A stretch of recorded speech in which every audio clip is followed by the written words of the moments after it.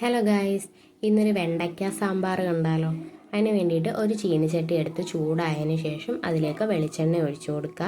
ഞാനിവിടെ ഒരു 10 വെണ്ടയ്ക്കയാണ് കേട്ടോ എടുത്തിരിക്കുന്നത്. അപ്പോൾ ആ 10 വെണ്ടയ്ക്ക ഒന്ന് കട്ട് ചെയ്ത് അതിലേക്ക് ഇട്ട് കൊടുക്കാം. പിന്നെ ഒരു വഴുതനങ്ങ അരിഞ്ഞതുകൂടി ഞാൻ ഇട്ട് കൊടുക്കുന്നുണ്ട്. 2-3 അല്ലി വെളുത്തുള്ളി, ഒരു ചെറിയ സവാള അരിഞ്ഞത്, 2 പച്ചമുളക് കീറിയത്, പിന്നെ കുറച്ച് കറിവേപ്പില. ഇത്രയും കൂടി ഇട്ടിട്ട് നന്നായിട്ടൊന്ന് വഴറ്റിയെടുക്കാം. ഒരുപാടങ്ങ് വഴറ്റിയെടുക്കണ്ട. അതിലേക്ക് 1/4 ടേബിൾ സ്പൂൺ മുളക് പൊടി, 1/2 ടേബിൾ സ്പൂൺ മല്ലിപ്പൊടി, 1/4 ടേബിൾ സ്പൂൺ മഞ്ഞൾപ്പൊടി, 2 ടേബിൾ സ്പൂൺ സാമ്പാർ പൊടി.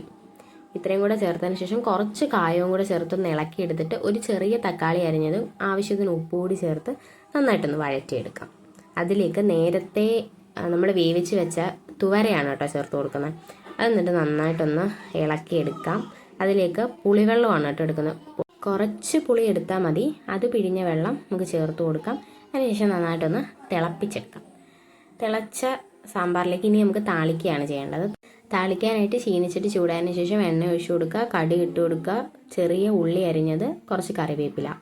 ഇത്രയും കൂടിയിട്ട് നന്നായിട്ടൊന്ന് മൂത്തതിന് ശേഷം കുറച്ച് സാമ്പാർ പൊടിയും കൂടി ഇട്ട് എന്നിട്ട് സാമ്പാറിലേക്ക് ഒഴിച്ചു കൊടുക്കാം. എല്ലാവരും ഒന്ന് ട്രൈ ചെയ്ത് നോക്കണേ. അപ്പം വീഡിയോ ഇഷ്ടപ്പെട്ട് സബ്സ്ക്രൈബ് ചെയ്ത് സപ്പോർട്ട് ചെയ്യണേ.